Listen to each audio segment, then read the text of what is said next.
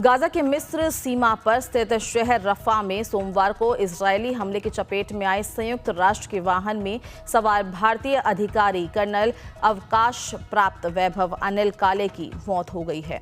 संयुक्त राष्ट्र में भारत के स्थायी मिशन ने मंगलवार को काले के असामयिक निधन पर शोक जताते हुए उनको श्रद्धांजलि दी। संयुक्त राष्ट्र के महासचिव एंटोनियो गुतेरेस ने वैश्विक संस्था के वाहन पर इजरायल के हमले की निंदा करते हुए कर्नल काले की मौत पर दुख जताया है।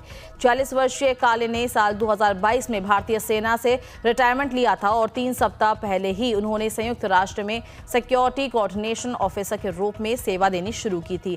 एक समय 11 जम्मू कश्मीर राइफल में कार्य कर चुके कर्नल काले रफा के यूरोपियन हॉस्पिटल में संयुक्त राष्ट्र की ओर से सुरक्षा कार्यों के लिए तैनात थे और इसी दौरान सोमवार सुबह संयुक्त राष्ट्र का वो वाहन इजरायली हमले का निशाना बन गया था जिसमें वो सफर कर रहे थे। हमले के कई घंटे बाद कर्नल काले की पहचान स्पष्ट हो गई।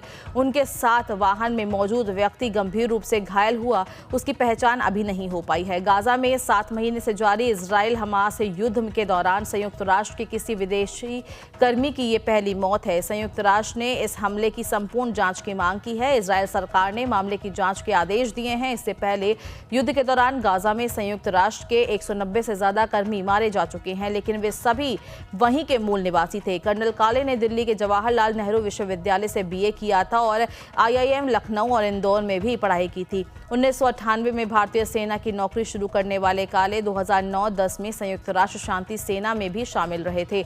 मुंबई निवासी उनके रिश्तेदार विंग कमांडर रिटायर्ड प्रशांत काढ़े ने बताया कि वो सेवा कार्य में रुचि के चलते ही काले ने संयुक्त राष्ट्र की सेवा जाने का निर्णय लिया था और काले के परिवार में पत्नी और किशोर वय के 2 बच्चे हैं। काले का पार्थिव शरीर मिस्र के रास्ते भारत लाया जाएगा और अंतिम संस्कार पुणे में होगा। अमेरिका के रिपब्लिकन पार्टी के सांसद लिंडजे ग्राहम ने हैरान करने वाला बयान दिया है। उन्होंने कहा है कि द्वितीय विश्व युद्ध को खत्म करने के लिए अमेरिका ने जापान के हिरोशिमा और नागासाकी शहरों पर परमाणु बम गिराए थे, वो अमेरिका का सही निर्णय था। अब इजरायल को यही कार्य करना चाहिए और गाजा पर परमाणु बम गिराकर वहां चल रहा युद्ध खत्म करना चाहिए। ग्राहम इजरायल के कट्टर समर्थक माने जाते हैं। उन्होंने अमेरिकी राष्ट्रपति जो बाइडेन के इजरायल को घातक बमों की आपूर्ति रोकने के निर्णय की भी निंदा की थी।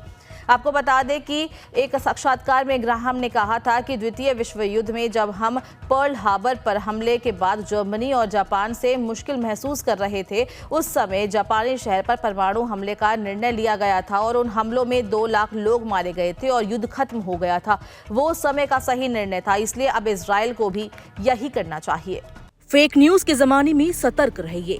सही और सटीक खबरों के लिए देखते रहिए दैनिक जागरण।